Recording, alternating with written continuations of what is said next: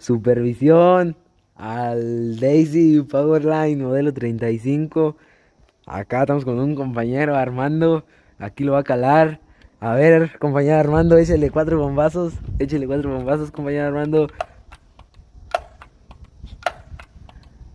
Vamos a ver si tiene puntería el compañero Armando. Ahí tenemos un objetivito. A ver, vamos a ver el compañero Armando si la puede reventar.